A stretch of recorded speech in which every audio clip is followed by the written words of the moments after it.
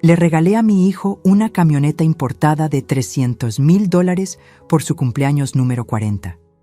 Mi nuera levantó la copa y con una sonrisa burlona dijo: un brindis por la madre tonta que intenta comprar amor como si fuera pan del día. Todos se rieron.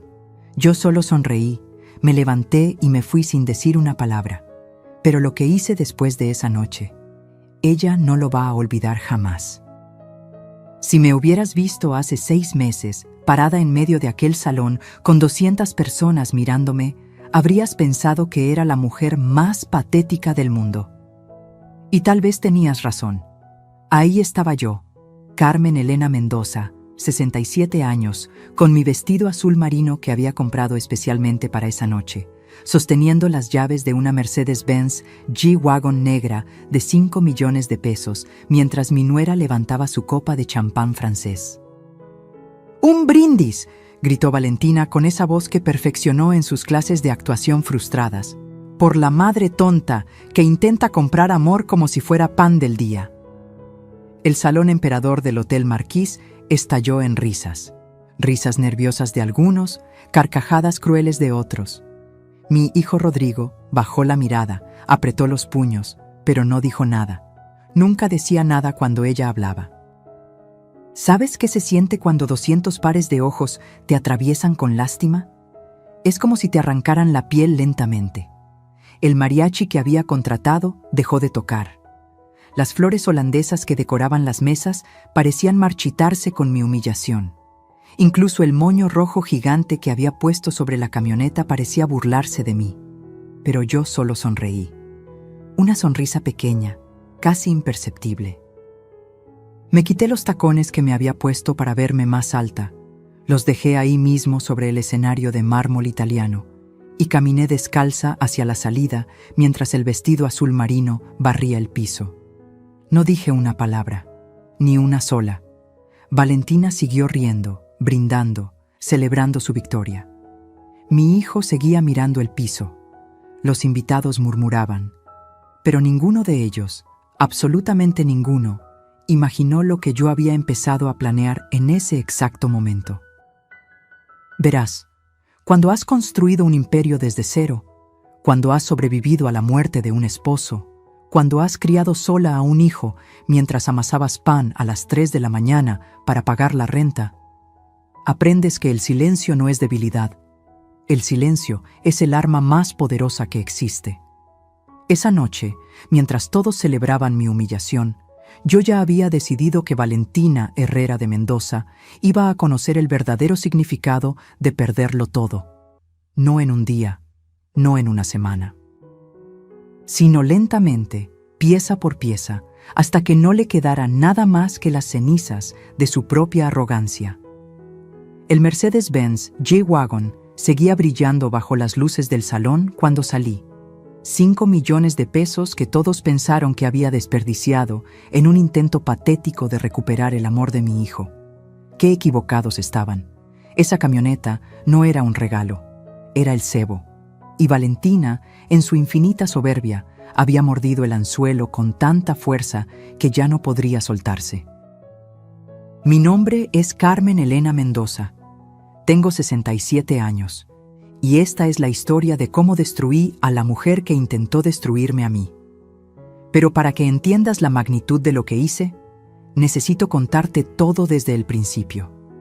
Desde el día que esa víbora entró a mi vida, con sus tacones de diseñador y sus lágrimas de cocodrilo. Porque lo que nadie sabía esa noche, lo que ni siquiera mi propio hijo sospechaba, era que yo había estado grabando cada conversación, documentando cada mentira, preparando cada movimiento durante 5 largos años. La camioneta era solo la carnada. El verdadero espectáculo estaba por comenzar. Y si crees que conoces el final de esta historia, te equivocas. Porque hay secretos en mi familia que ni yo misma conocía hasta hace poco. Secretos que cambiarían todo.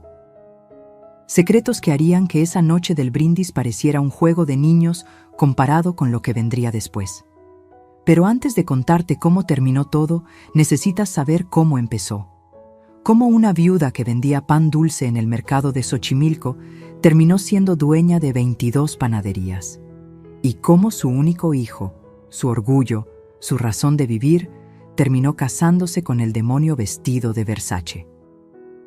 Si estás lista para escuchar esta historia, si de verdad quieres saber hasta dónde puede llegar una madre cuando la empujan al límite, entonces suscríbete ahora porque lo que viene te va a dejar sin aliento. Esta no es solo mi historia, es la historia de todas las madres que han sido menospreciadas, humilladas, descartadas, y es la prueba de que nunca, jamás subestimes a una mujer que ha sobrevivido a todo. Necesitas entender algo. Yo no nací con dinero. Mi padre, Eliseo Gutiérrez, era albañil en Xochimilco. Mi madre, Remedios, lavaba ropa ajena en una piedra de río que todavía existe, aunque ahora está seca. Éramos 7 hermanos durmiendo en 2 cuartos, compartiendo zapatos para ir a la escuela, comiendo frijoles con sal cuando había, y cuando no había, pues solo sal. Me casé con Alberto Mendoza a los 19 años. Era supervisor de obra, ganaba 1,200 pesos al mes, y para mí era un príncipe. Nos mudamos a un departamento de 2 habitaciones en la colonia Doctores. Las paredes tenían humedad, el techo goteaba cuando llovía, pero era nuestro. Ahí nació Rodrigo, un 15 de septiembre mientras los cohetes de la Independencia iluminaban el cielo. Alberto murió cuando yo tenía 27 años. Un andamio mal puesto, dijeron. Cayó desde el 8º piso de una construcción en Polanco.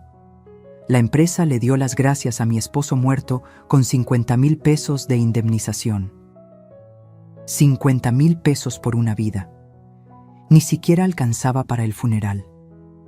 Esa noche, con mi bebé de 8 años durmiendo en la cama que todavía olía a su padre, tomé la decisión que cambiaría todo.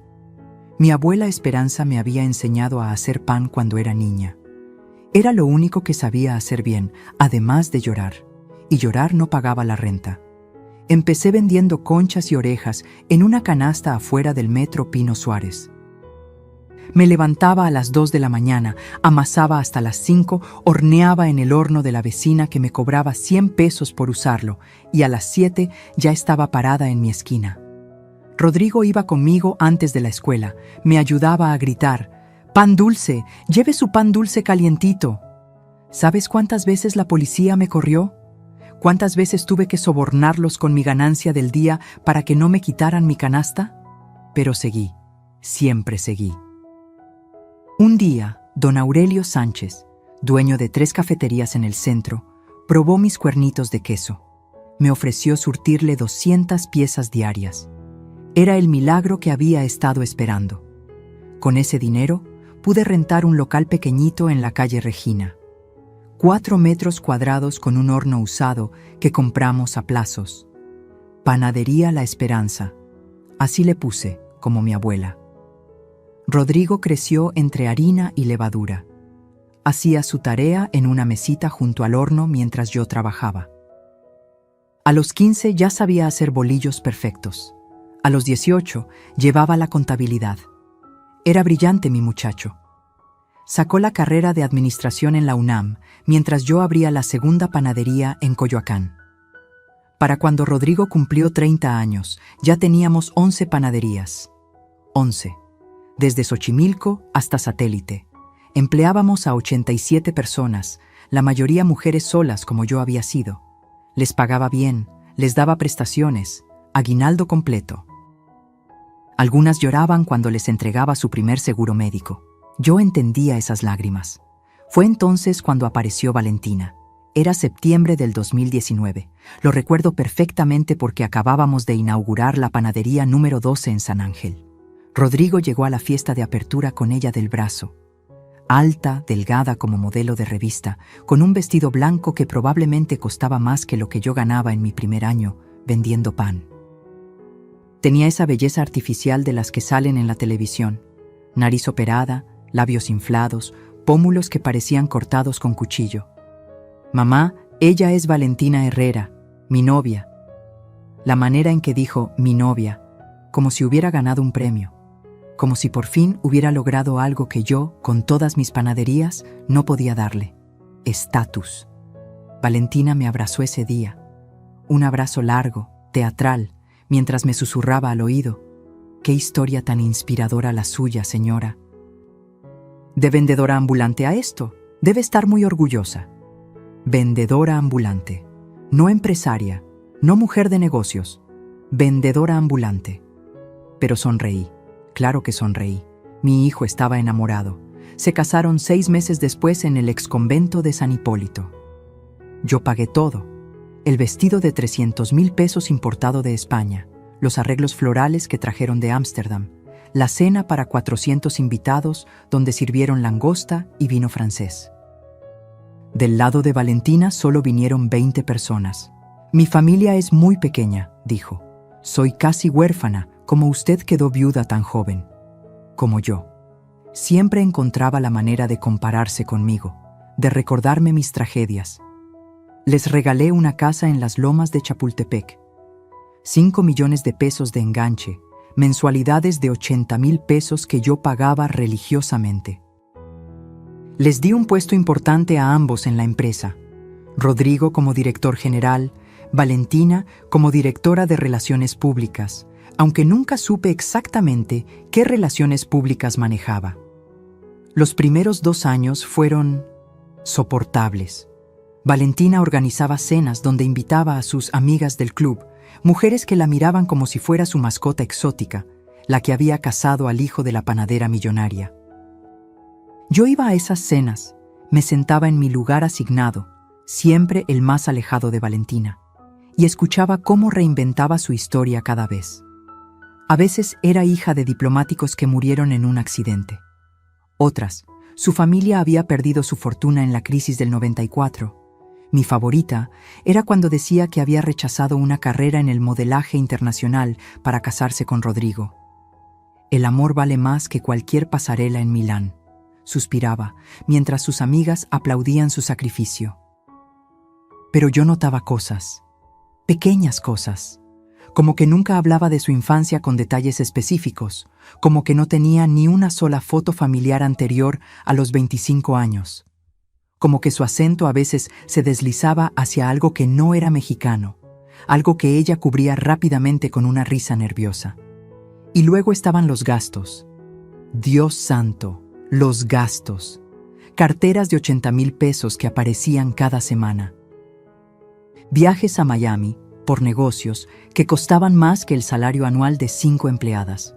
Una renovación de su oficina que costó 3 millones de pesos, más que lo que costó construir una panadería completa. Cuando le mencioné algo a Rodrigo, me miró como si lo hubiera traicionado. Mamá, ya no estamos en Xochimilco. Esta es nuestra vida ahora.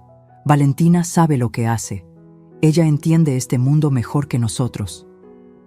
Ese mundo, el mundo donde yo no pertenecía, aparentemente. Fue en el 3er año cuando las cosas empezaron a cambiar de manera más obvia. Valentina convenció a Rodrigo de que yo necesitaba descansar más. Tu mamá ha trabajado tanto, mi amor. Se merece disfrutar su vejez. Vejez. Tenía 64 años y me levantaba a las 5 de la mañana para supervisar la producción. Pero de repente era una anciana. Empezaron a excluirme de las juntas importantes. Para no estresarte, mamá. Cambiaron proveedores sin consultarme.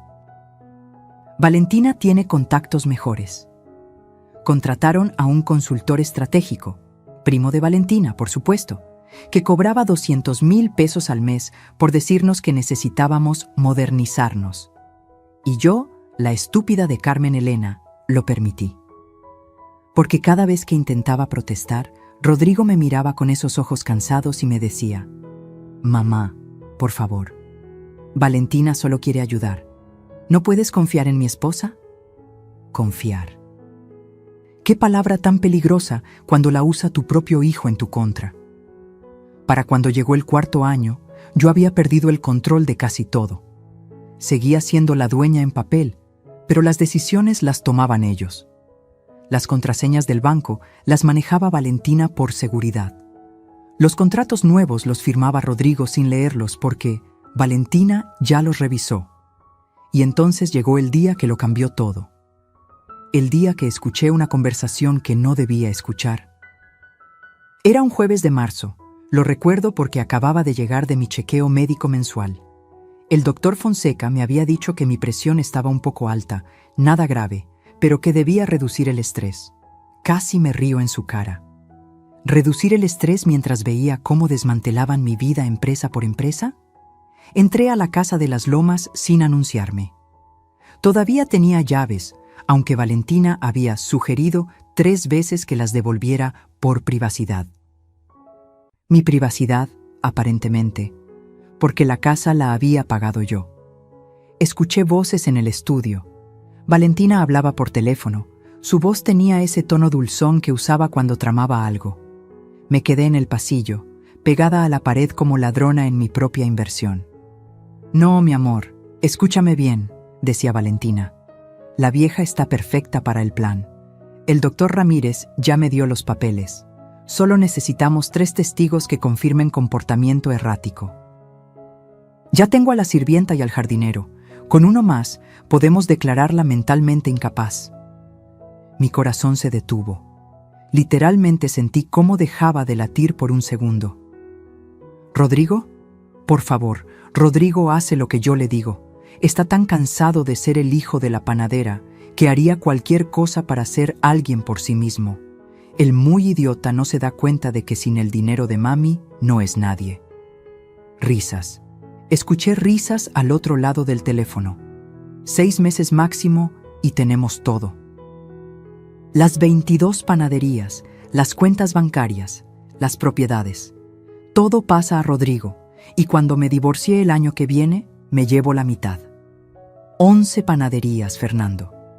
11 malditas panaderías que valen cada una entre 8 y 15 millones. Fernando. Nunca supe quién era Fernando. Tal vez nunca lo sabré. Tal vez no importa. La camioneta es perfecta. Ya convencí al tarado de que su mamá quiere comprarle algo extravagante para su cumpleaños. Cuando gaste 5 millones en un capricho así, tendremos la prueba perfecta de que está perdiendo el juicio. ¿Quién en su sano juicio regala una camioneta de 5 millones?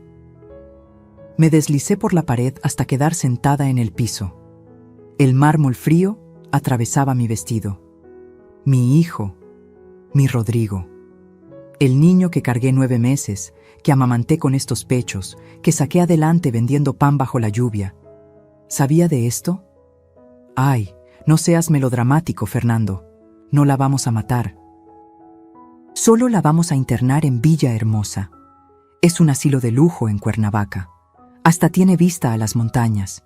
Vivirá sus últimos años dopada y feliz. Es más de lo que se merece la vendedora ambulante esa. Me levanté en silencio. Cada músculo de mi cuerpo temblaba, pero no de miedo, de furia, de esa furia fría que solo sientes cuando te das cuenta de que has estado ciega por elección propia. Salí de la casa sin hacer ruido. Manejé hasta mi departamento en Polanco, el único lugar que no les había permitido tocar, y me serví un tequila, luego otro, y otro más. Esa noche no dormí. Me quedé sentada en mi sala, viendo las fotos de Rodrigo de bebé, de niño, de adolescente, buscando el momento exacto donde lo perdí, donde mi hijo se convirtió en el títere de una mujer que ni siquiera sabíamos quién era realmente. Al día siguiente hice 3 cosas. Primero, visité a mi notario de confianza, el licenciado Héctor Mendoza, sin parentesco, solo coincidencia. Le pedí copias de todos mis documentos legales, escrituras, actas constitutivas, todo. ¿Algún problema, señora Carmen?, me preguntó. Prevención, licenciado, solo prevención. Segundo, contraté a un investigador privado, Dagoberto Ruiz, ex-militar, especialista en fraudes corporativos. Le di un sobre con 200,000 pesos en efectivo y una sola instrucción. Quiero saber todo sobre Valentina Herrera. Todo. Tercero, y esto fue lo más difícil, empecé a actuar. Si querían a una viejita senil, les daría exactamente eso. Empecé despacio. Olvidaba nombres de empleados que conocía desde hacía años. Me confundía con fechas importantes. Una vez llegué a una junta de consejo en pantuflas, fingiendo que había olvidado cambiarme los zapatos. Vi la mirada de satisfacción en los ojos de Valentina. Vi cómo le apretaba la mano a Rodrigo como diciendo, ¿ves? Te lo dije. Mientras tanto, Dagoberto hacía su trabajo. La primera información llegó a las 2 semanas. Valentina Herrera no existía antes del 2015. No había registros escolares, no había acta de nacimiento en el registro civil, no había historial crediticio. Era como si hubiera aparecido de la nada a los 25 años. La segunda información fue más interesante. Había una tal Valentina Herrera, pero había muerto en 2014 en un accidente de autobús en Chiapas. Misma fecha de nacimiento, mismo lugar de origen que decía mi nuera. Alguien había robado la identidad de una muerta. La tercera información fue la bomba. Su verdadero nombre era Alma Patricia Domínguez, nacida en Caracas, Venezuela.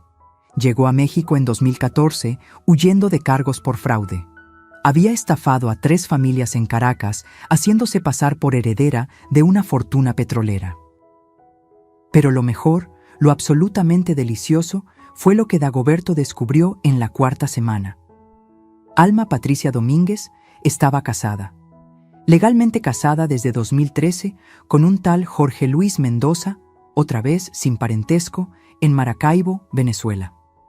Nunca se divorció, lo que significaba que su matrimonio con mi hijo era completamente ilegal. Tenía todo lo que necesitaba para destruirla, pero no iba a hacerlo rápido. No. Ella había planeado mi destrucción lenta, meticulosa. Yo haría exactamente lo mismo. Seguía actuando mi papel, cada día un poco más confundida, un poco más frágil. Valentina estaba tan segura de su victoria que bajó la guardia. Empezó a ser más obvia con sus desprecios, más cruel con sus comentarios. Una vez, en una cena familiar, me sirvió la comida en un plato de plástico, mientras todos los demás usaban la vajilla de porcelana. Es que a veces se te caen las cosas, suegrita. No queremos accidentes.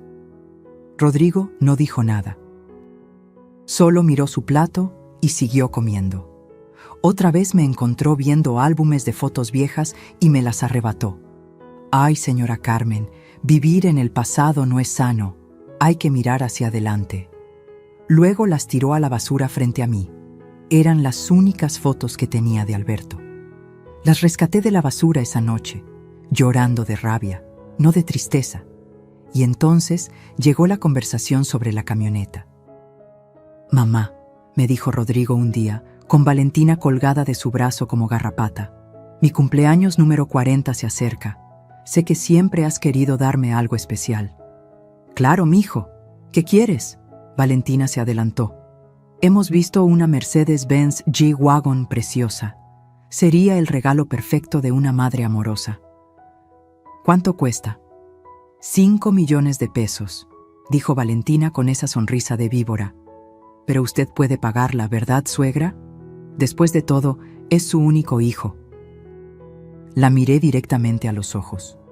Por primera vez en meses, dejé caer la máscara de viejita senil y la miré como lo que era, mi presa. Claro que sí, Valentina. Le daré a mi hijo exactamente lo que se merece. Ella interpretó mi mirada como derrota. Qué equivocada estaba. Compré la camioneta, pero también hice otras compras.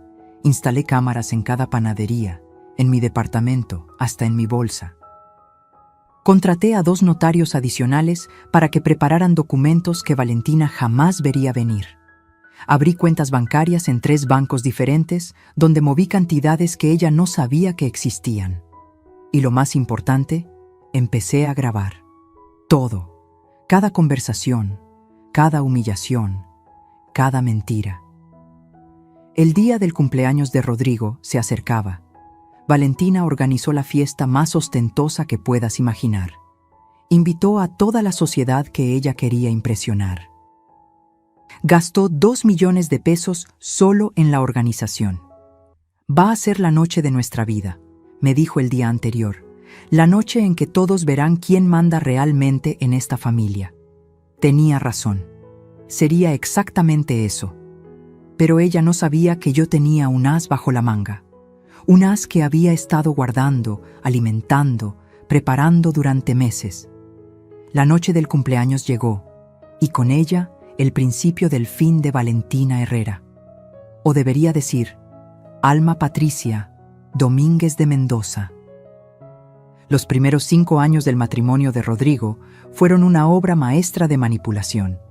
Valentina no llegó destruyendo, llegó construyendo una imagen, una narrativa, una prisión invisible alrededor de mi hijo.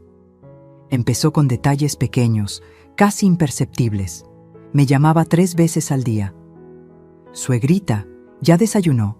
Le mandé su pan favorito con el chofer. Señora Carmen, Rodrigo está preocupado porque no ha tomado sus vitaminas. Mami Carmen, sí, empezó a decirme mami. Encontré un médico maravilloso para sus rodillas. Cada llamada era una actuación. Yo lo sabía porque cuando colgaba, Esperanza, mi empleada de confianza desde hace 30 años, me contaba cómo Valentina se burlaba de mí apenas terminaba la llamada. Vieja necia, la escuchó decir una vez. Se cree que soy su enfermera personal. Pero frente a Rodrigo, era diferente.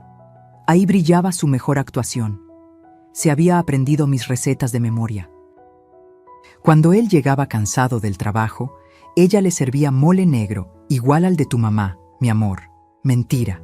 Lo compraba en un restaurante de Santa Fe y lo recalentaba. Una vez vi el recibo en su basura.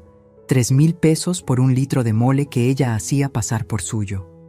Organizaba domingos familiares, donde me invitaba a su casa, mi casa, la que yo pagué, y me sentaba en la cabecera mientras ella servía. Es que usted ya trabajó mucho, señora. Ahora me toca a mí cuidar de esta familia. Los vecinos la veían y comentaban que no era tan devota, qué ejemplo de amor filial. Nadie veía cuando me servía las sobras. Nadie notaba que mi café siempre estaba frío. Nadie se daba cuenta de que las flores que supuestamente me mandaba cada semana eran las que sobraban de sus eventos sociales. Pero su obra maestra, su verdadera genialidad, fue cómo aisló a Rodrigo de mí sin que él se diera cuenta. Mi amor, tu mamá se ve cansada. Mejor no la molestemos con problemas de la empresa. Rodrigo, tu mami necesita descansar. Yo me encargo de llevarle los reportes. Cariño, no le digas lo del préstamo bancario, solo la vas a preocupar. Cada frase era un ladrillo en el muro que construía entre nosotros. Y Rodrigo, exhausto de trabajar 12 horas diarias, agradecido de tener una esposa que se preocupaba por su madre, aceptaba todo. Valentina también era lista con el dinero. No robaba descaradamente, no, eso hubiera sido muy obvio. En cambio, creó una fundación, Mujeres Emprendedoras de México. Hermoso nombre, ¿verdad? Cada mes, la empresa donaba 500,000 pesos a esa fundación. Para ayudar a mujeres como usted, fue Suegrita, las que empiezan desde abajo. La fundación existía, claro, hasta organizaba eventos. Eventos donde Valentina brillaba con vestidos de 200,000 pesos, hablando de su compromiso con las mujeres trabajadoras, mientras el 90% del dinero desaparecía en gastos administrativos. Su primo era el tesorero, su mejor amiga, la secretaria, su estilista, sí, tenía un estilista, era el coordinador de imagen corporativa con sueldo de 80,000 pesos mensuales, y luego estaban las reformas a las panaderías. Modernización, le llamaba ella. Cambió los hornos de piedra que habíamos usado por 30 años por unos italianos que costaron el triple y producían pan sin alma. Reformó las fachadas tradicionales por algo que parecía sacado de una revista de arquitectura pretenciosa. Es que necesitamos atraer a los millennials, suegra. Las ventas empezaron a bajar. Los clientes de toda la vida se quejaban. El pan ya no sabe igual, Carmelita, me decía doña Lupita, que compraba en nuestra primera panadería desde 1995. Pero cuando se lo mencionaba a Rodrigo, Valentina intervenía. Es resistencia al cambio, mami Carmen. Es normal. Ya verá que en unos meses las ventas se duplican. Se duplicaron, sí, hacia abajo. Para el tercer año, habíamos perdido el 30% de nuestros clientes regulares. Pero los reportes que Valentina le mostraba a Rodrigo decían otra cosa. Había aprendido a maquillar números como maquillaba su cara cada mañana. Y entonces empezó su campaña psicológica contra mí. Señora Carmen, ¿no recuerda que ya me pagó esto? Cuando nunca me había pedido dinero. Suegrita, ayer me dijo que sí podía cambiar los uniformes, cuando nunca habíamos hablado de uniformes. Mami, ¿estás segura de que no acordamos esto en la junta? Cuando yo ni siquiera había ido a esa junta. Plantaba semillas de duda, me hacía cuestionar mi propia memoria.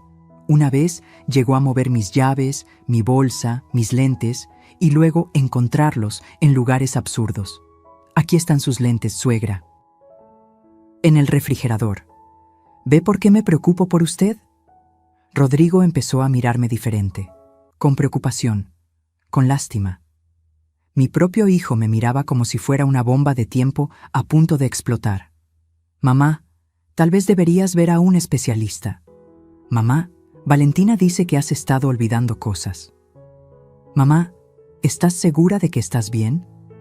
Y yo, que podría haberle mostrado las grabaciones que ya tenía para entonces, que podría haberle revelado quién era realmente su esposa, callé. Porque necesitaba que Valentina confiara. Necesitaba que bajara completamente la guardia. La máscara de la nuera perfecta solo se caía cuando estábamos solas. Ahí aparecía la verdadera alma Patricia. El plan para declararme mentalmente incapaz empezó un martes de octubre. Me acuerdo porque ese día Valentina llegó a mi departamento con el doctor Ramírez, un psiquiatra que parecía más interesado en su reloj Rolex que en mi salud mental. Es solo una evaluación de rutina, suegrita. Para estar tranquilos de que todo está bien. El doctor me hizo preguntas durante 2 horas. ¿Qué día era? ¿Quién era el presidente? ¿Cuánto era 17 más 38? Respondí todo perfectamente, pero noté cómo Valentina le hacía señas cuando yo no miraba directamente. La señora presenta signos iniciales de demencia senil, dictaminó el muy desgraciado mientras guardaba su grabadora.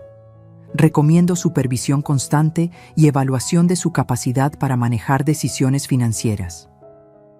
Le pagaron 300,000 pesos por ese diagnóstico falso. Lo sé porque hackeé el correo de Valentina. Bueno, no yo. El hijo de Esperanza, que estudió sistemas, lo hizo por 50,000 pesos y la promesa de que su madre tendría trabajo de por vida.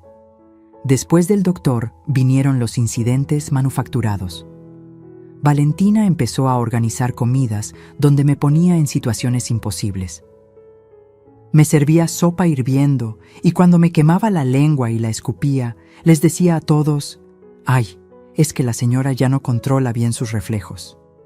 Me daba cubiertos para niños y cuando pedía a otros, suspiraba dramáticamente. Es la 3ª vez esta semana que olvida cómo usar los cubiertos normales. Una vez, en el cumpleaños de su amiga Patricia, me dio una pastilla para el dolor de cabeza, que me mareó tanto que tuve que agarrarme de las paredes para caminar. ¿Ven? Por eso no la dejamos sola. Se toma las medicinas equivocadas. Pero el golpe maestro fue cuando falsificó mi firma en un cheque de 800,000 pesos para su fundación fantasma. Cuando reclamé en el banco, ella ya había preparado el terreno. Le había dicho al gerente, con lágrimas de cocodrilo, que su suegra estaba perdiendo la memoria y firmando cosas sin recordarlas. «Señora Mendoza», me dijo el gerente con esa condescendencia que usan con los viejos, «tal vez debería considerar dar poderes a su hijo para manejar sus finanzas». Rodrigo estaba ahí, viéndome con una mezcla de vergüenza y preocupación.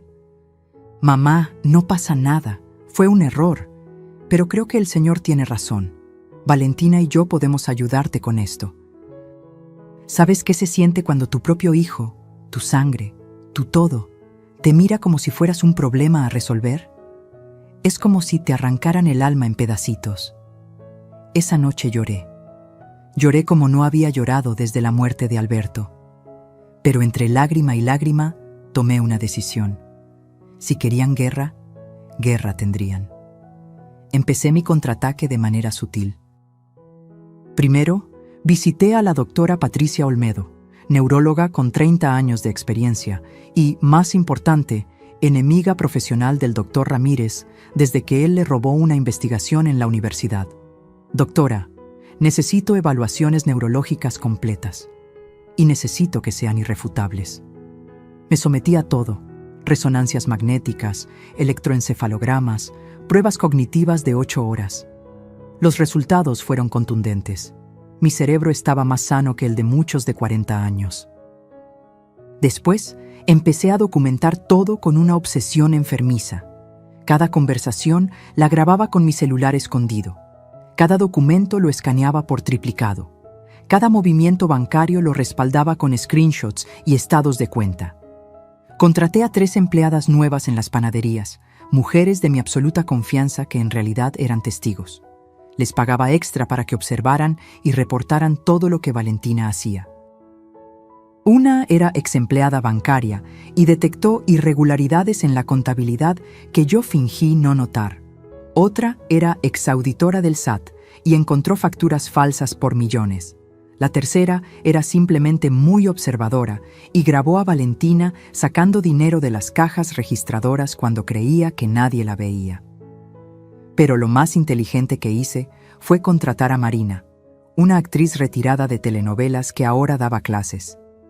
Le pagué 200,000 pesos por enseñarme a actuar. Sí, a actuar.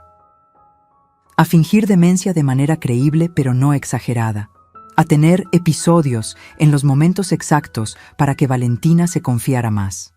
Una vez, en una junta importante con inversionistas, fingí confundir a Valentina con mi hermana muerta. «Rosita, ¿qué haces aquí? Pensé que estabas en Oaxaca». Valentina aprovechó inmediatamente. «Ven, señores, por esto necesitamos reestructurar el poder ejecutivo de la empresa». Lo que no sabía era que yo había grabado su conversación telefónica de esa mañana donde les decía exactamente qué iba a hacer y cómo iban a responder ellos. Los mismos inversionistas eran parte de su plan. Para diciembre, Valentina estaba tan segura de mi demencia que se volvió descuidada. Hablaba abiertamente frente a mí de sus planes. Movía dinero sin ocultarlo. Hasta llegó a mostrarme los papeles de internamiento en Villahermosa por error y luego fingir horror. «Ay, suegrita, esto no era para usted. Es para una tía de una amiga». Villahermosa. 70,000 pesos al mes por tenerme sedada en una habitación de 3 por 3 metros. Ya hasta habían pagado el primer trimestre por adelantado. La fecha estaba marcada. Después del cumpleaños de Rodrigo. Después de que la camioneta de 5 millones probara mi incapacidad mental. Pero yo también tenía una fecha marcada. Y un plan. Un plan que había perfeccionado durante meses de humillación y dolor. La batalla final se acercaba y Valentina no tenía idea de que ya había perdido la guerra. El despojo empezó con la panadería Esperanza de Coyoacán, mi segunda sucursal, la que abrí con el sudor de 5 años vendiendo pan en la calle. Un lunes llegué y encontré un letrero, cerrado por remodelación. Nadie me había avisado nada. «Es una sorpresa que le teníamos, suegrita», me dijo Valentina con su sonrisa de hiena. «Vamos a convertirla en un café boutique. Los panaderías tradicionales ya no dejan dinero». Cuando vi los planos, casi vomito. Habían destruido el horno de piedra que construí con mis propias manos. Los azulejos de Talavera que puse uno por uno, los habían tirado a la basura. En su lugar, paredes blancas minimalistas y una máquina de café de 2 millones de pesos. «¿Dónde están mis empleadas?», pregunté por Rosa, María y Carmen, que llevaban conmigo 15 años. «Las liquidamos, no sabían hacer capuchinos». Liquidadas, como si fueran objetos defectuosos. Rosa tenía 3 hijos en la universidad. María mantenía a su madre enferma. Carmen acababa de quedarse viuda, pero a Valentina eso no le importaba. La segunda en caer fue la panadería de Xochimilco, la más rentable, la que facturaba 3 millones al mes. Valentina la convirtió en una experiencia gastronómica donde un bolillo costaba 60 pesos y venía con mantequilla francesa en un platito de porcelana china. Los vecinos del barrio ya no podían comprar ahí. Sus clientes ahora eran hipsters de la Condesa que venían en Uber a tomarse fotos para Instagram. Para cuando se llevó la tercera panadería, la de Satélite, yo ya no podía ni llorar. Solo observaba cómo desmantelaban mi vida pieza por pieza mientras fingía no entender lo que pasaba. «Firme aquí, señora Carmen». «¿Qué es esto, Valentina?» «Nada importante, suegrita.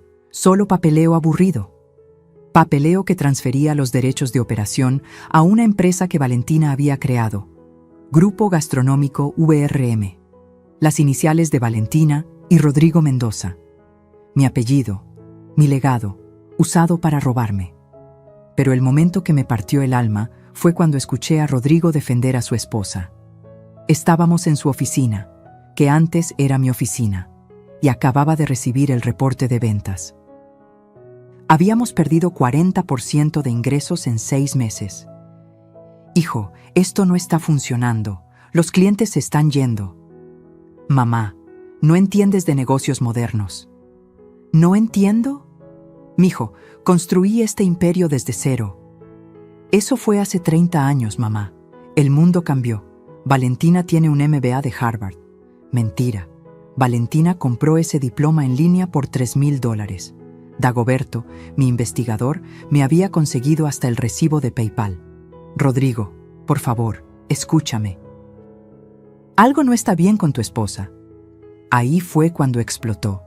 Mi hijo, mi bebé, me gritó por primera vez en su vida: «Basta, mamá, basta de atacar a Valentina. Ella es lo mejor que me ha pasado. Tú solo estás celosa porque ya no eres el centro de atención, porque ya no te necesito». Cada palabra fue una puñalada. Me levanté despacio, con la poca dignidad que me quedaba, y caminé hacia la puerta. «Mamá, espera, yo no quise». «Está bien, mijo, tienes razón. Ya no me necesitas». Esa noche, en mi departamento, abrí la caja fuerte que tenía escondida detrás de un cuadro de la Virgen de Guadalupe. Adentro estaban todos los documentos que Dagoberto había conseguido.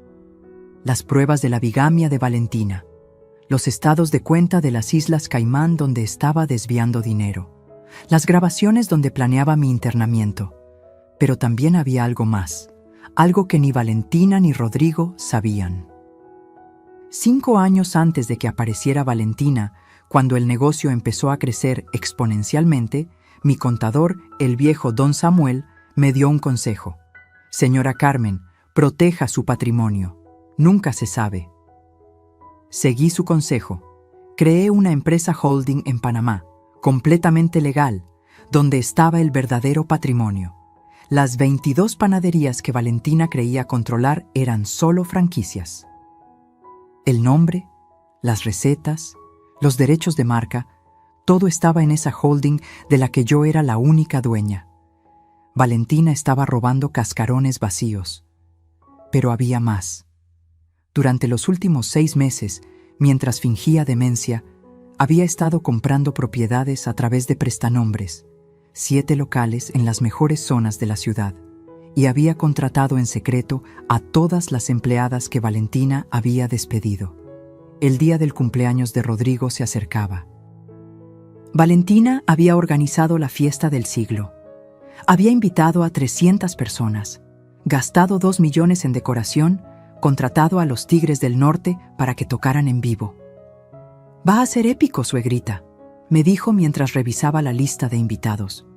«Todos van a ver el regalo increíble que usted le da a su hijo, 5 millones de pesos en una camioneta. ¡Qué generosidad la suya!». La miré a los ojos. Por un segundo, solo un segundo, dejé que viera la verdad. Dejé que viera que sabía todo, pero antes de que pudiera procesar lo que había visto, volví a mi actuación de viejita confundida. «Sí, mijita, le voy a dar exactamente lo que se merece». Valentina rió, una risa que pronto se le iba a congelar en la garganta, porque yo había invitado a unas personas extra a la fiesta, personas que Valentina no esperaba, personas que cambiarían todo. La bomba estaba a punto de explotar. Comprar esa Mercedes-Benz G-Wagon fue el momento más doloroso y liberador de mi vida. Doloroso porque confirmaba que mi hijo valoraba más el dinero que a su madre. Liberador porque era la carnada perfecta para mi plan. Fui al distribuidor de Mercedes-Benz en Polanco un miércoles por la mañana. Valentina insistió en acompañarme para ayudarla a no confundirse, suegrita. Llevaba un vestido rojo que gritaba dinero y una sonrisa que gritaba victoria. El vendedor, un joven llamado Eduardo, nos atendió con esa mezcla de admiración y codicia que tienen los que venden lujo. Valentina inmediatamente tomó control. Queremos la G-Wagon más equipada que tengan, la AMG G63, negra, con interiores de piel color caramelo. Excelente elección, señora. Esa configuración tiene un precio de 5.200.000 pesos. Perfecto, dijo Valentina antes de que yo pudiera hablar. Mi suegra pagará en efectivo. Eduardo casi se atraganta. ¿Efectivo? Transferencia bancaria, corregí yo. Pero quiero algunas modificaciones especiales. Valentina me miró extrañada. ¿Qué modificaciones, suegra? Quiero que graben para Rodrigo, con amor eterno de tu madre, en las cabeceras de piel. Y quiero una placa personalizada. Claro, ¿qué quiere que diga la placa? Verdad 40. Valentina rió. Ay, suegra, qué ocurrente. Verdad por su cumpleaños 40. No era por eso, pero la dejé creer lo que quisiera. Durante las 3 semanas que tardaron en preparar la camioneta, Valentina no cabía de la emoción. Le contó a todo mundo sobre el regalo excesivo que la pobre señora Carmen insistía en comprar. Es que ya ven cómo está, les decía a sus amigas en el club. Gasta sin control, por eso necesitamos protegerla de sí misma. Organizó la fiesta más ostentosa que había visto en mi vida.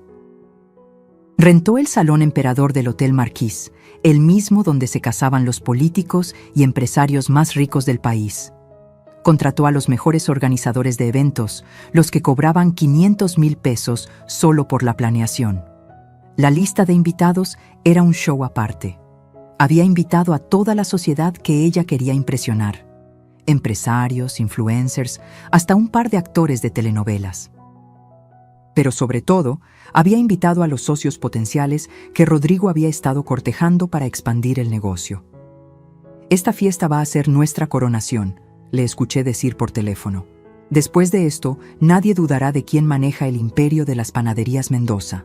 3 días antes de la fiesta, hice mis propias invitaciones, discretas, personales, entregadas en mano por Esperanza. Invité a Jorge Luis Mendoza, el esposo legal de Valentina, que acababa de llegar de Venezuela después de años buscándola. Dagoberto lo había encontrado manejando un taxi en Tijuana, tratando de juntar dinero para contratar un detective. Le pagué el vuelo, el hotel y 50.000 pesos por su presencia. Invité al verdadero doctor Ramírez, no el psiquiatra corrupto, sino su hermano gemelo, fiscal especializado en fraudes financieros, que llevaba 2 años investigando a su hermano por vender diagnósticos falsos. Invité a Patricia Olmedo, la neuróloga que tenía todos mis estudios, demostrando mi perfecta salud mental, junto con evidencia en video de que había estado fingiendo los episodios de demencia.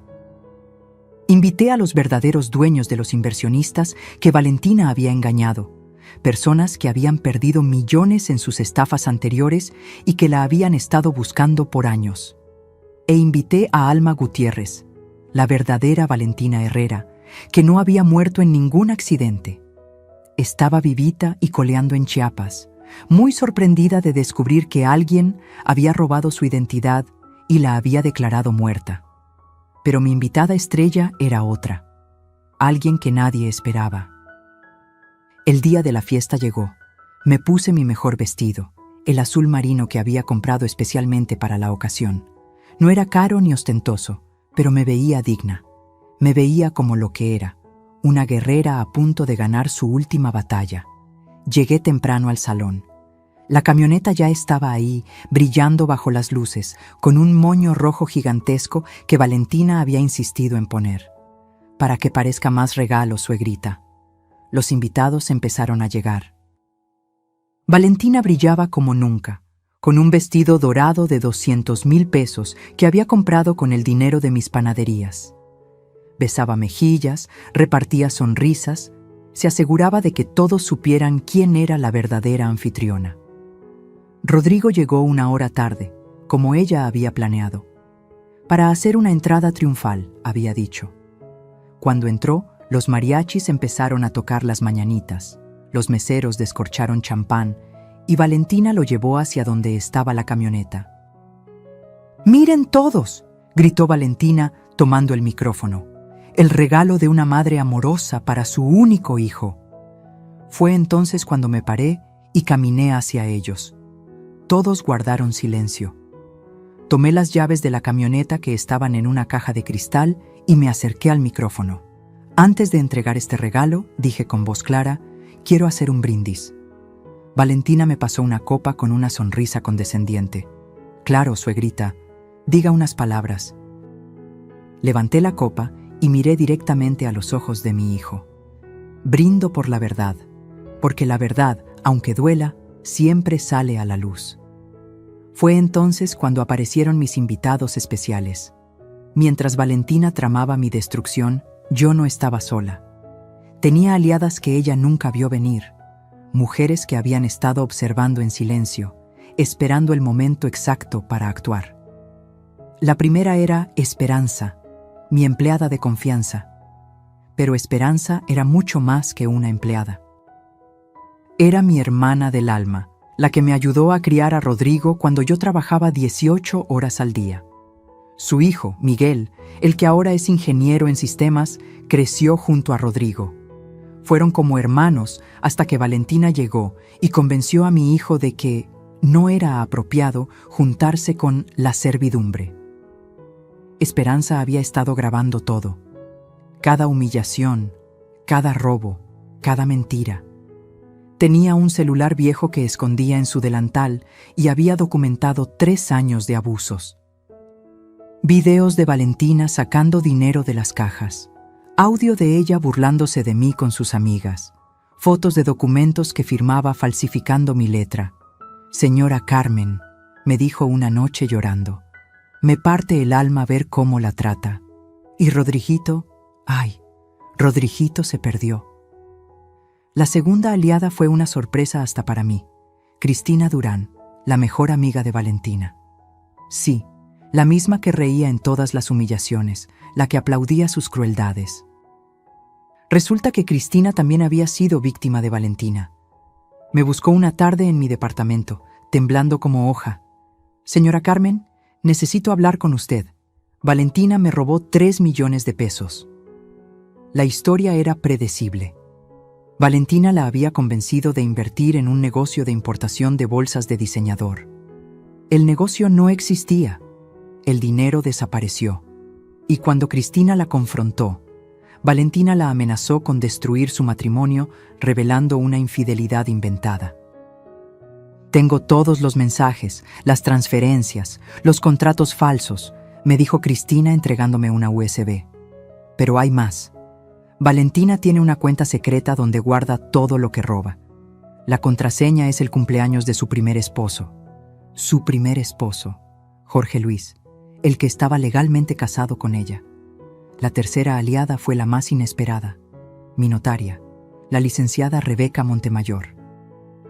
Una mujer de 60 años, dura como el acero, que había visto demasiados casos de esposas manipuladoras destruyendo patrimonios familiares. Carmen, me dijo en su oficina con vista a Reforma, «Lo que está pasando es criminal, y tengo una idea». Su idea era brillante. Mientras Valentina creía estar transfiriendo las panaderías a su nombre, en realidad estaba firmando documentos que no decían lo que ella pensaba. Rebeca había usado un truco legal antiquísimo. Las transferencias requerían una segunda firma de validación que nunca llegó. Todos los papeles que Valentina había falsificado eran legalmente inválidos. Además, añadió Rebeca con una sonrisa que daba miedo, «Tengo un primo en la Fiscalía especializada en delitos financieros. Le va a interesar mucho el caso de la Fundación Fantasma de su nuera». Pero mi aliada más valiosa fue alguien que Valentina había olvidado que existía. Rosa María Domínguez, su propia madre. Dagoberto la encontró en Caracas, viviendo en un asilo de caridad. Valentina, o Alma Patricia, su verdadero nombre, la había abandonado hacía 10 años, diciéndole que se iba a casar con un millonario mexicano y que volvería por ella. Mi hija siempre fue ambiciosa, me dijo Rosa María por videollamada, con lágrimas en los ojos. Desde niña mentía, robaba, manipulaba. Pensé que cambiaría, pero cuando robó los ahorros de toda la vida de su padre y lo dejó morir sin poder pagar el hospital, supe que había criado a un monstruo.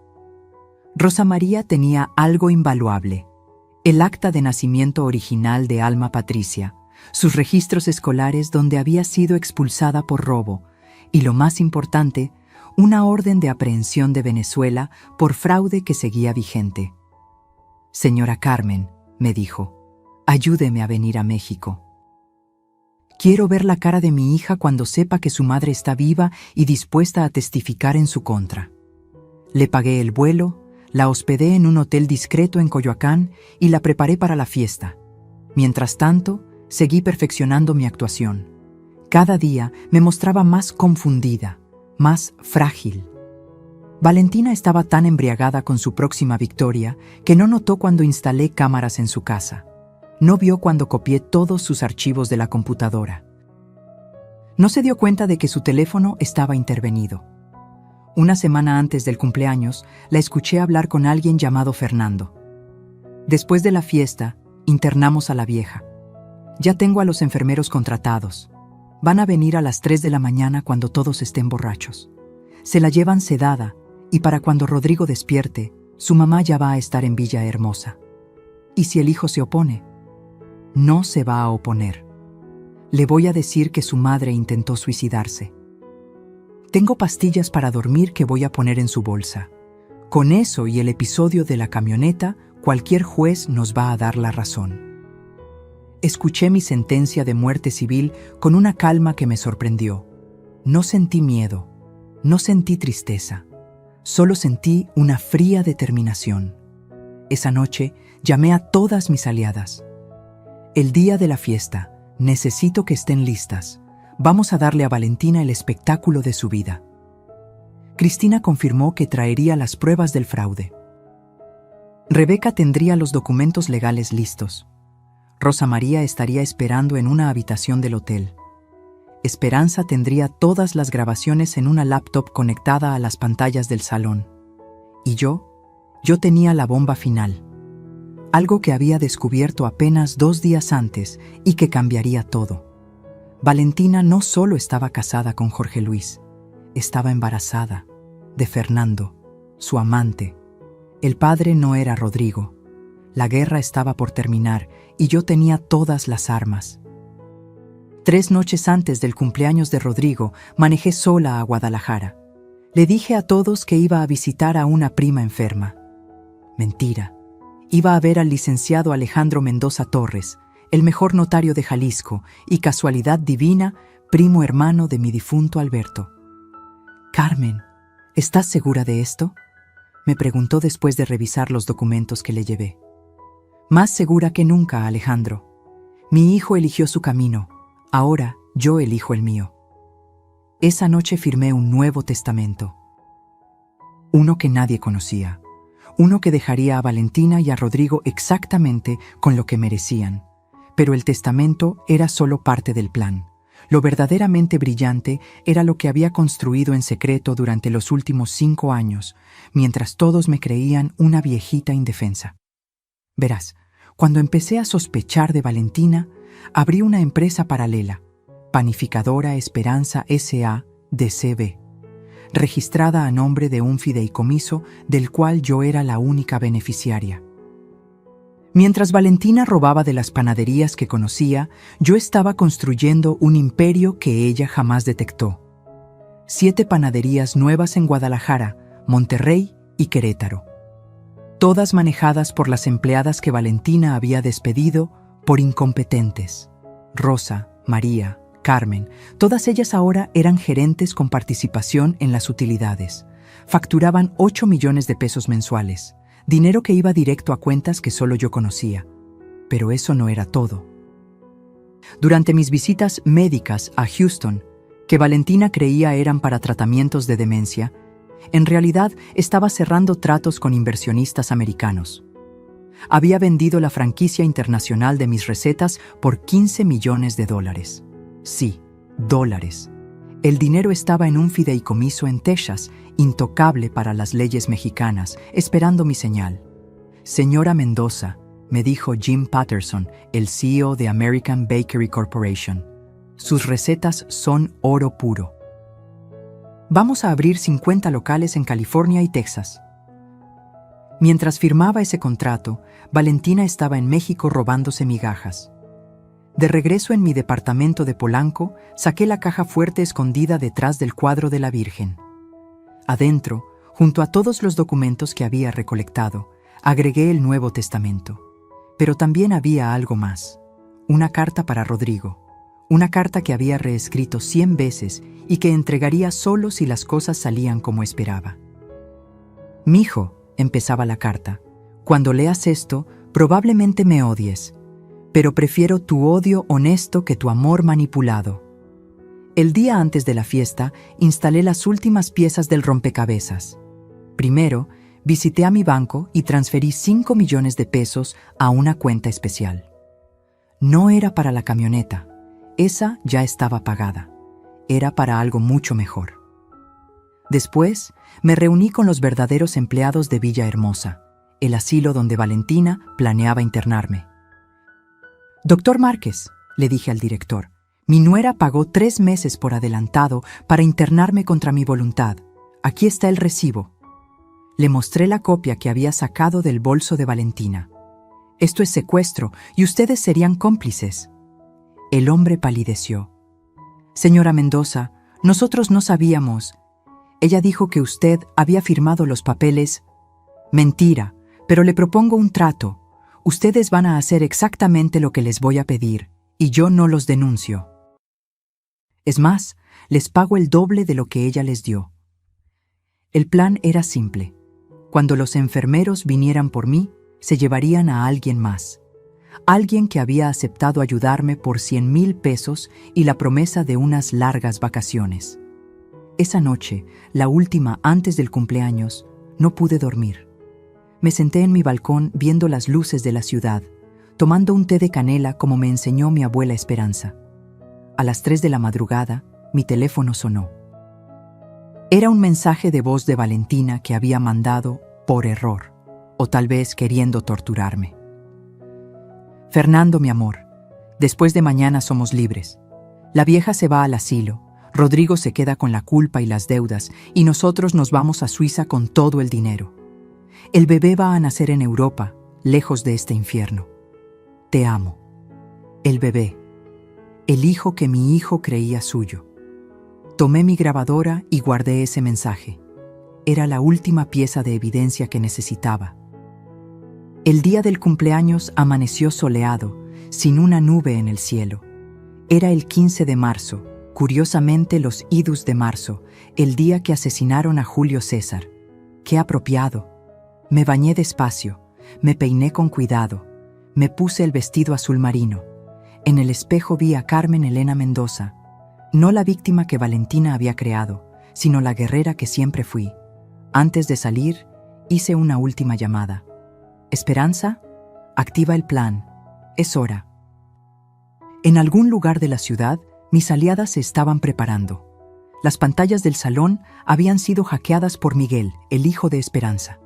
Los videos estaban listos para proyectarse. Los invitados especiales estaban en posición.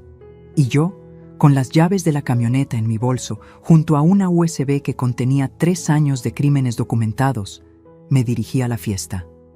Valentina creía que esa noche sería mi humillación final. No tenía idea de que sería la suya. Cuando entré al Salón Emperador, Valentina ya estaba en su elemento. Recibía a los invitados como una reina, con su vestido dorado que brillaba bajo los candelabros de cristal. Rodrigo estaba a su lado, incómodo en su smoking, sonriendo esa sonrisa forzada que ponía cuando ella lo exhibía como trofeo. «Ahí está la estrella de la noche», gritó Valentina cuando me vio, con esa voz falsa que usaba en público. «La generosa madre que regala camionetas de 5 millones». 200 pares de ojos se volvieron hacia mí, algunos con burla, otros con lástima, la mayoría con ese morbo cruel de los que disfrutan viendo caer a otros. Me acerqué despacio, sonriendo. Valentina me abrazó teatralmente para las fotos. «Llegó su hora, suegrita», me susurró al oído. «Después de esta noche, todos sabrán que está loca». «Tienes razón», le susurré de vuelta. «Después de esta noche, todos sabrán la verdad». Ella rió, creyendo que deliraba. La cena transcurrió según su guión. Valentina había preparado todo para hacerme quedar mal. Mi plato era diferente al de los demás, comida en papilla, porque a la señora se le dificulta masticar. Mi copa tenía agua mientras todos tomaban vino. Es que con sus medicamentos no puede beber. Mi silla estaba apartada de la mesa principal, para que esté más cómoda. Cada humillación era recibida con risitas nerviosas de los invitados. Vi a algunos empresarios importantes intercambiar miradas. Vi a las esposas de los socios cuchichear. Todos pensando lo mismo. Pobre vieja senil. A las 10 de la noche llegó el momento del brindis. Valentina tomó el micrófono con su copa de champán Moet Chandon de 3,000 pesos la botella. «¡Un brindis!», gritó con su voz entrenada para fingir emoción. «Por la madre tonta que intenta comprar amor como si fuera pan del día». El salón estalló en risas. Cruel, despiadada, horrible risa. Fue mi señal.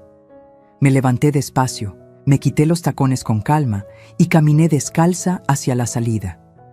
Pero antes de llegar a la puerta, me detuve y volví.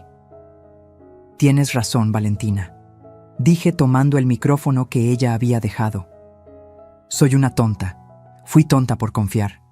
Tonta por creer. Tonta por no ver lo que todos aquí van a ver ahora».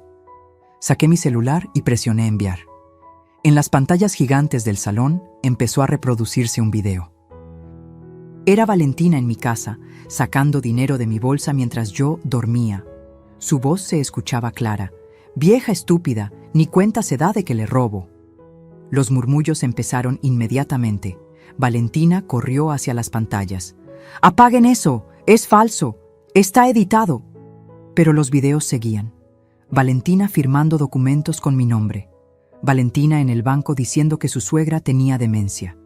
Valentina con el doctor Ramírez pagándole 300,000 pesos por el diagnóstico falso. «¡Rodrigo!», gritó desesperada. «¡Haz algo!».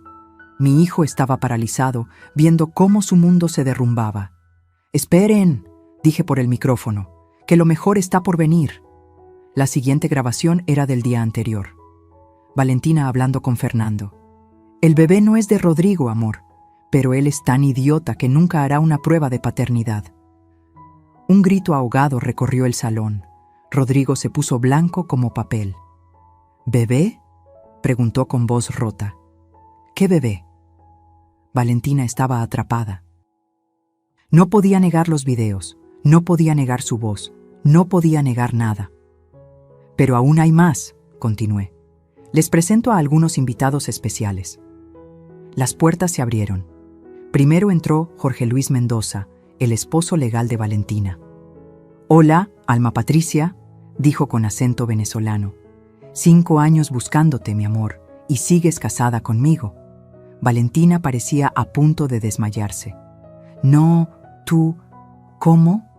Después entró la verdadera Valentina Herrera, vivita y coleando. «Mucho gusto», dijo la mujer. «Soy Valentina Herrera, la verdadera, y vengo a denunciar robo de identidad». Luego entró el fiscal Ramírez, hermano del doctor corrupto. «Señora Alma Patricia Domínguez queda arrestada por fraude, falsificación de documentos, robo de identidad y bigamia». Pero el golpe final vino de la última persona en entrar. Rosa María Domínguez, la madre de Valentina. «Mija», dijo la señora con lágrimas en los ojos. «¿Valió la pena?», ¿Valió la pena destruir a otra familia como destruiste la nuestra? Valentina cayó de rodillas. Su vestido dorado se arrugó en el piso de mármol. El maquillaje perfecto se corrió con las lágrimas. La máscara finalmente había caído. «¡Carmen!», gritó. «¡Por favor! Piensa en Rodrigo. Piensa en tu hijo». Me acerqué a ella, me agaché hasta estar a su altura y le dije suave pero claro para que todos escucharan. Pensé en él. Por eso hice todo esto, para salvarlo de ti. La policía se la llevó esa misma noche, pero antes de que saliera, me acerqué una última vez. La camioneta nunca fue para Rodrigo. Era el precio de tu libertad. 5 millones de pesos para desenmascarar a una criminal. La mejor inversión de mi vida. El salón estaba en silencio absoluto. Los invitados no sabían dónde mirar. Los meseros habían dejado de servir. Hasta los mariachis estaban mudos.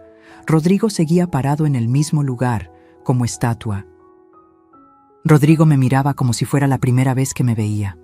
Ahí, parado en medio del salón con su smoking de 100,000 pesos, parecía un niño perdido.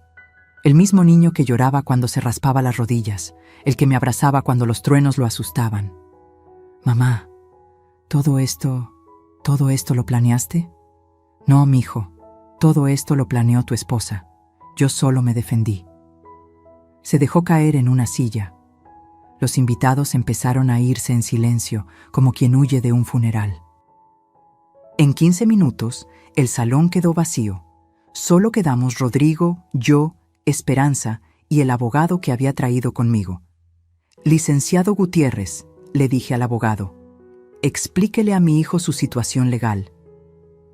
El abogado, un hombre de 60 años con cara de bulldog, abrió su portafolio. «Señor Mendoza, su matrimonio es nulo. La señora Valentina, o mejor dicho, Alma Patricia, estaba casada cuando se unió a usted. Eso significa que legalmente usted nunca estuvo casado». «¿Y las propiedades? ¿Las cuentas bancarias?» «Todo lo que está a nombre de ambos puede ser reclamado únicamente por usted. Ella no tiene derecho a nada». «¿Y el bebé?» Ahí me dolió el corazón. Ver a mi hijo preguntar por un bebé que no era suyo. «Rodrigo», le dije suave, «ella está embarazada de Fernando, su amante. Lo admitió en las grabaciones». Se quebró. Mi hijo, mi muchachito fuerte, lloró como no lo había visto llorar desde que murió su padre. Me acerqué para abrazarlo, pero me rechazó. «No me toques. Tú también me mentiste. Me hiciste creer que estabas perdiendo la cabeza para protegerte». «No necesitaba tu protección, necesitaba que confiaras en mí». «¿Confiar? Rodrigo, cuando intenté advertirte, me gritaste, me dijiste que estaba celosa, me echaste de tu vida». «Porque ella me convenció». «Exacto, ella te convenció, tan fácilmente, tan rápido, ¿y querías que confiara en ti?». La verdad le pegó como cachetada. Se levantó tambaleante y caminó hacia la salida. «¿A dónde vas?». «A emborracharme hasta olvidar que existo». «No, vas a ir a tu casa, vas a dormir y mañana vamos a arreglar este desastre, juntos». «¿Juntos? Mamá, vendiste las panaderías, ¿verdad? Por eso ella no encontraba el dinero». «No las vendí, las protegí. Siguen siendo nuestras». «¿Nuestras?». «Siempre fueron nuestras, mijo, siempre». Esa noche lo llevé a su casa. La casa que había pagado yo, pero que por primera vez sentía suya. Mientras dormía su borrachera, revisé los papeles que Valentina había dejado. Descubrí más horrores. Préstamos a mi nombre por 10 millones de pesos, contratos con proveedores fantasma, hasta una demanda laboral falsa preparada para quitarme más dinero. A la mañana siguiente, Valentina intentó negociar desde el reclusorio donde esperaba su proceso. Mandó a su abogado, un tipo con cara de rata que cobró 50,000 pesos solo por venir a verme. «Mi cliente está dispuesta a irse del país si retiran los cargos». «No. Podría contar cosas sobre su hijo que dañarían su reputación». «¿Qué cosas? ¿Que fue víctima de una estafadora? Todo mundo ya lo sabe. Tenemos fotos, comprometedoras. Me reí.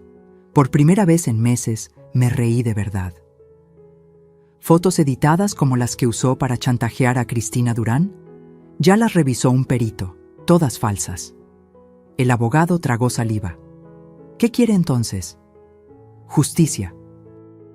Que pague por cada peso robado, por cada mentira dicha, por cada día de tortura psicológica. Eso podría ser 20 años de cárcel. Entonces que sean 30. 48 horas después del cumpleaños, el divorcio estaba completo. Bueno, la anulación, porque divorcio no podía haber de un matrimonio que nunca existió. Valentina fue sentenciada a 15 años de prisión. Hubieran sido más, pero su embarazo le dio atenuantes. Fernando, su amante, huyó a Colombia donde lo agarraron por otros fraudes. Jorge Luis, el esposo legal, no quiso saber nada de ella y se regresó a Venezuela. El bebé nació en prisión, una niña. La madre de Valentina, Rosa María, pidió la custodia y se la dieron. Me buscó antes de irse. Señora Carmen, siento mucho todo lo que mi hija le hizo. Usted no tiene la culpa, señora. Criaré a esta niña diferente. Le enseñaré valores, le enseñaré a trabajar. No será como su madre. Le di un sobre con 200,000 pesos, para la niña, para que tenga oportunidades. La señora lloró. Usted es lo que mi hija nunca pudo ser, una verdadera dama. Rodrigo tardó meses en perdonarme, no por lo que hice, sino por cómo lo hice, por no confiar en él, por tratarlo como otro enemigo en lugar de una víctima. Pero poco a poco, trabajando juntos en reconstruir las panaderías, volvimos a encontrarnos. Volvimos a ser madre e hijo. Volvimos a ser familia. La camioneta de 5 millones se quedó en el estacionamiento del hotel por semanas hasta que decidí qué hacer con ella. 6 meses después de aquella noche, me desperté temprano como siempre. Eran las 5 de la mañana y la ciudad apenas comenzaba a despertar. Me preparé un café de olla como me enseñó mi abuela y me senté en el balcón a ver el amanecer. La camioneta Mercedes-Benz seguía en el estacionamiento del hotel, acumulando polvo y cuentas de resguardo. 5 millones de pesos convertidos en un recordatorio de metal y cuero de la noche que recuperé a mi hijo. Rodrigo había cambiado mucho. Ya no usaba los trajes de 100,000 pesos que Valentina le compraba. Había vuelto a sus jeans y camisas simples. Llegaba a las 4 de la mañana a la panadería de Regina, la primera, la original, para ayudar con el primer horneado del día. Como cuando era niño, me dijo una mañana mientras amasábamos juntos. ¿Te acuerdas, mamá? Yo hacía mi tarea mientras tú horneabas. Me acuerdo de todo, mijo, de cada momento. Las panaderías se recuperaron rápido. Despedimos a todos los consultores que Valentina había contratado. Regresamos a las recetas originales. Volvimos a contratar a las empleadas despedidas. En 3 meses, recuperamos el 60% de los clientes perdidos. En 6, estábamos mejor que nunca. Pero lo más importante no fue el dinero recuperado. Fue ver a Rodrigo volver a ser él mismo. Un día me llamó desde la panadería de Coyoacán. «Mamá, ven rápido, necesito mostrarte algo». Cuando llegué, había una fila de clientes hasta la esquina, todos esperando por el pan recién salido como en los viejos tiempos. «¿Ves eso?», me dijo con lágrimas en los ojos. «Esto es lo que construiste, esto es real, no los restaurantes pretenciosos de Valentina, esto». Doña Lupita, nuestra clienta más antigua, se acercó con su bolsa del mandado. «Carmelita, qué gusto que regresó el pan de verdad, el de antes, el que sabe a casa». Esa tarde, Rodrigo y yo nos sentamos en la oficina, la misma donde había descubierto las primeras mentiras de Valentina, y hablamos de verdad por primera vez en años. «Mamá, necesito pedirte perdón». «No, mijo. Déjame terminar. Te fallé. Te cambié por una mujer que me prometió convertirme en alguien importante. No me di cuenta de que ya era alguien. Era tu hijo. El hijo de la mujer más fuerte que conozco. Lloramos juntos. abrazados como cuando él era niño y yo era toda su mundo. ¿Y la camioneta?, me preguntó después. ¿Qué vas a hacer con ella? Es tuya si la quieres. No la quiero, me recuerda todo lo malo. Entonces la vendemos. No, tengo una mejor idea. Su idea me sorprendió. Quería subastarla y usar el dinero para crear una fundación real, no como la falsa de Valentina. Una fundación para ayudar a mujeres víctimas de violencia económica y psicológica. La llamaremos Fundación Esperanza, dijo, como tu abuela, como tu primera panadería, como tu empleada fiel. La subasta fue un evento. No por publicidad, quisimos hacerlo discreto, pero la historia se había corrido. La esposa del embajador de Alemania, que había estado en la fiesta del cumpleaños y vio todo, compró la camioneta por 7 millones de pesos.